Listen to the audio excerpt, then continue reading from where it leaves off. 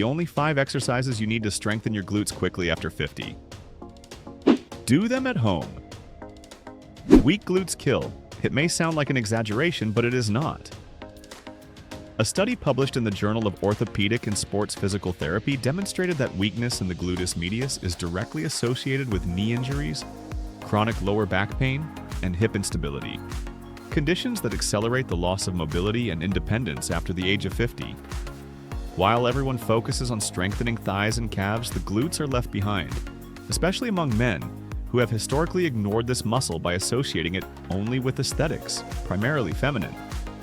The problem is that weak glutes overload the spine, throw the pelvis off balance, and drastically increase the risk of falls, one of the leading causes of death in people over 60. That is why today you will see the only 5 exercises you truly need to strengthen your glutes after 50, safely and efficiently. And as mentioned, you can do them at home, so no excuses. Before we begin, please tell us through the comments your name and the city from which you are watching our content. We would love to know. Exercise number 1, frog pump. The frog pump may have a name that gets a laugh, but its results are absolutely serious. What makes this exercise particularly valuable is the rare combination of high muscle activation and very low joint impact, a combination that most glute exercises simply cannot offer. And here's a fact that many people do not know. The gluteus maximus is the largest muscle in the human body. This means that training it efficiently produces effects far beyond aesthetics. A well-developed gluteus maximus creates a relevant excess post-exercise oxygen consumption effect, meaning your body continues burning more calories for hours after the workout, even at rest. And all of this, in this case, without leaving home and without placing load on the knees. The frog pump primarily targets the gluteus maximus, with involvement from the hamstrings and hip stabilizers. A study published in the Journal of Strength and Conditioning Research by Brett Contreras and collaborators in 2020 demonstrated that it generates an electromyographic activation of the gluteus maximus comparable to that of the traditional hip thrust, with significantly lower stress on the knee and hip joints. For those over 50 who frequently deal with some degree of joint wear, this finding completely changes the game. To perform it correctly, lie on your back on a mat, bring the soles of your feet together, open your knees outward like a frog, and push your hips upward while firmly contracting your glutes at the top of the movement. The key is to hold that contraction at the peak for at least 2 seconds before lowering. If you need a mental cue, think of squeezing your glutes as if you were trying to hold something between them. If you feel that intense burning in your glutes within the first few reps, you can be sure you are recruiting the right muscle. The main errors to avoid are not fully bringing the soles of your feet together, using momentum from the lower back instead of consciously contracting the glute, and not holding the contraction at the top of the movement.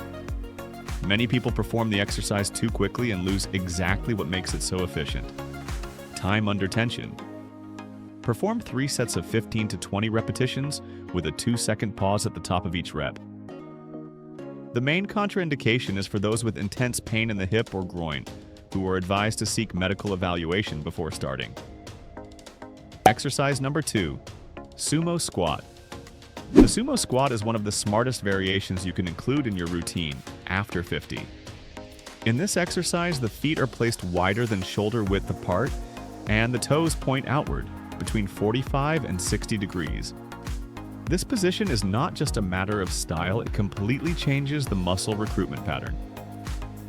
The gluteus maximus, gluteus, medius, and inner thigh adductors are engaged far more intensely than in the conventional squat, promoting a more complete workout of the entire posterior hip chain. And what makes this exercise particularly valuable for those over 50 is that when performed with good technique, it distributes weight more effectively through the hip and considerably reduces pressure on the knees. In addition to strengthening, the sumo squat improves hip mobility, something that tends to progressively decline with age and is essential for quality of life and daily activities. Climbing stairs, sitting down and standing up from a chair, picking something up from the floor without pain. All of these movements depend on a functional and strong hip. Regular practitioners often notice real improvement in these activities within just a few weeks of consistent training. To perform it correctly, position your feet wide apart, Point your knees strictly in the same direction as your toes. Keep your chest tall, your spine neutral, and descend in a controlled manner until your thighs are parallel to the floor or slightly below if your mobility allows. Take 2 to 3 seconds on the way down. At the top, before starting the next rep, actively contract your glutes for a moment. The main errors to avoid are allowing the knees to cave inward during the descent, leaning the torso excessively forward, and not descending far enough to activate the gluteus maximus. The inward collapse of the knees is especially concerning because it overloads the joint and drastically reduces the activation of the gluteus medius, taking away much of the benefit of the exercise. Perform 3 sets of 12 to 15 repetitions with that controlled tempo on the way down. People with advanced knee or hip osteoarthritis should consult a professional before including this exercise in their routine. Exercise number 3, step up. The step up is, in my view, one of the most underrated exercises for anyone looking to strengthen their glutes after 50. The beauty of this exercise lies in its ability to combine intense muscle strengthening with real-life functionality. It simulates the act of climbing stairs, a movement we perform daily, and therefore directly transfers to quality of life. A study published in the Journal of Human Kinetics in 2016 showed that the unilateral step-up activates the gluteus maximus at levels exceeding 60% of maximum voluntary contraction, making it one of the most effective exercises for glute strengthening without excessive joint impact. In addition, because it works one leg at a time, it identifies and corrects lateral muscle imbalances, which are very common after the age of 50. Just imagine the impact of that not only in training, but on your stability and safety when walking in daily life. Regular practitioners frequently report significant improvement in proprioception and confidence when performing everyday movements, which has immense value in fall prevention. To perform it, position a firm and stable step or bench. In front of you at a height of at least 12 inches, step up with one foot, press your heel firmly into the surface, and bring your entire body up using the strength of your glute. The secret is to not push off with the bottom leg. It should only follow the movement, not generate it. Control the descent slowly, taking 2 to 3 seconds back to the floor. The main errors to avoid are using the push from the bottom leg to help with the ascent, projecting the knee too far forward over the foot during the movement, and not controlling the descent phase. These 3 errors combined turn an excellent exercise into a potential source of knee pain.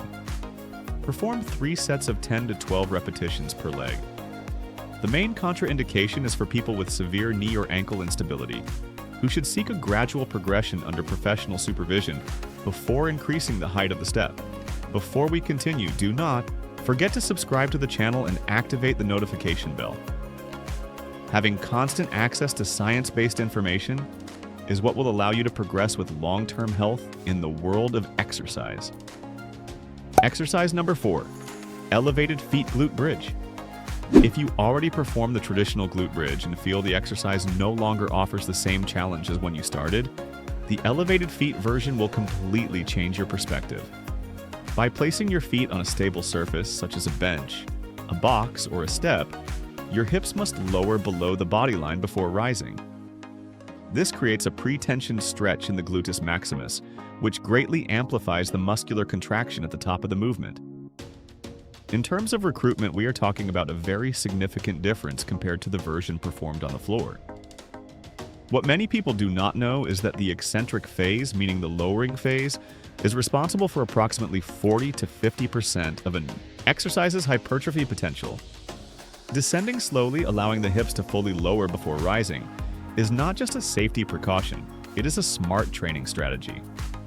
The primary muscles worked are the gluteus maximus and the hamstrings, with important involvement from the hip stabilizers and the core to maintain proper body alignment throughout the movement. To perform it, rest your shoulders on the floor on a mat or pad, place your feet on the elevated surface with hip-width spacing, and push your hips upward until your body forms a straight line from knee to shoulder. Firmly contract your glutes for 2 seconds at the top before lowering in a controlled manner. Do not let your hips touch the floor between reps. Maintaining constant muscle tension is what separates an average set from a truly efficient one. The main errors to avoid are hyperextending the lower back at the top as if trying to rise beyond the natural alignment, letting the knees splay outward during the movement, and not controlling the lowering phase. Perform 3 sets of 12 to 15 repetitions with a 2-second isometric contraction at the top of each rep. People with active lower back pain or shoulder issues should adapt the support or seek professional guidance before performing this exercise. Exercise number 5, donkey kick. The donkey kick is a gluteus maximus isolation exercise that carries a rarely discussed advantage. It works hip extension in a direct and controlled manner without overloading the spine, the knees, or any other joint. For those over 50, this characteristic is invaluable. A study published by the American Council on Exercise in partnership with researchers from the University of Wisconsin identified the donkey kick as one of the exercises with the highest isolated activation of the gluteus maximus, especially when the leg is kept bent at 90 degrees and the movement is performed slowly and intentionally. What makes this exercise particularly valuable for the over 50 demographic is precisely this combination: high recruitment of the gluteus maximus with very low joint risk. This means you can work the largest muscle in your body with great intensity, without relying on worn joints to bear the load. And because it is an isolation exercise, it also works very well as a finisher at the end of a workout, when the glute is already fatigued from the previous exercises. To perform it, support yourself on all fours with your wrists aligned under your shoulders and your knees aligned under your hips. Keep one leg bent at 90 degrees and push your heel toward the ceiling, as if trying to press the sole of your foot against it. Firmly contract the glute at the highest point of the movement and hold for 1 second before lowering in a controlled manner. The spine must remain neutral and stable throughout the entire exercise without accentuating the lower back curve. The main errors to avoid are throwing the leg upward with momentum, which removes all tension from the glute and turns the exercise into a simple leg swing, letting the lower back sag or arch excessively during the movement, and rotating the torso when raising the leg. These 3 errors are very common and almost always indicate that compensatory muscles are taking over work that should belong exclusively to the glute. Perform 3 sets of 12 to 15 repetitions per side. Those with carpal tunnel syndrome or intense wrist pain can adapt the exercise by resting their forearms on the floor instead of their wrists, without losing the efficiency of the movement. These 5 exercises are more than enough to build a very strong and well-developed glute. But if you want to go further and build glutes that even people in their 30s rarely achieve, it is well worth adding these 2 bonus exercises to your routine as well. Bonus exercise number 1, clamshell. The clamshell is an exercise that targets the gluteus medius, a deep muscle located on the side of the hip that most people simply overlook in their training. And that is a mistake that carries a high price over time. The gluteus medius plays a fundamental role in pelvic stability, posture, and the prevention of knee and lower back injuries, problems that are extremely prevalent after the age of 50. When it is weak, the pelvis becomes misaligned, the lower back becomes overloaded, and the knees grow vulnerable to wear. Strengthening the gluteus medius is, in practice, one of the best ways to proactively protect the entire musculoskeletal system of the lower body. Despite appearing to be a small movement at first glance when properly performed, the clamshell creates an intense burning sensation on the side of the hip within the first few repetitions. That sensation is exactly the signal that you are recruiting the right muscle. Regular practitioners frequently report improved stability when walking and a reduction in chronic knee and lower back pain, which makes complete sense from a biomechanical perspective. A strong gluteus medius better distributes the forces that reach the hip and knee with each step. To perform it, lie on your side on a mat with your hips flexed at approximately 45 degrees and your knees bent, keeping your feet aligned with each other. Without rotating the pelvis backward, open the top knee like a clamshell opening, hold for 1 second at the top, and lower in a controlled manner. A resistance band positioned just above the knees significantly increases the intensity, and is highly recommended once repetitions without resistance become easy. The main errors to avoid are allowing the hip to rotate backward during the knee opening, not keeping the feet aligned throughout the movement, and performing the repetitions too quickly without feeling the contraction on the side of the hip. The hip rotation error is especially common and causes other muscles to take over work that should belong exclusively to the gluteus medius. Perform 3 Sets of 15 to 20 repetitions per side. There are no relevant contraindications for this exercise, and it is frequently used in hip and knee rehabilitation protocols.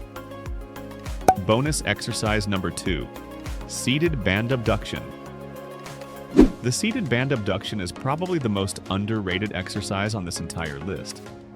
It activates the gluteus medius and the gluteus minimus, fibers that are frequently inactive in sedentary people, or those who spend a lot of time sitting, a profile extremely common in the over 50 demographic. The seated position has an important strategic advantage.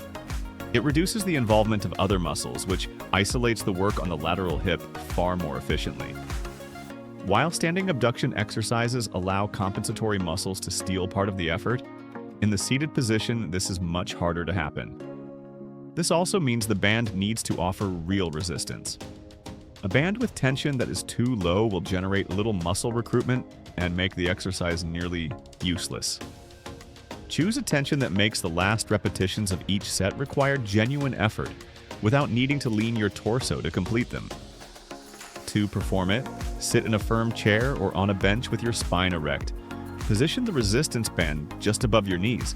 Keep your feet parallel and hip width apart, and open your knees outward, pressing against the band's resistance.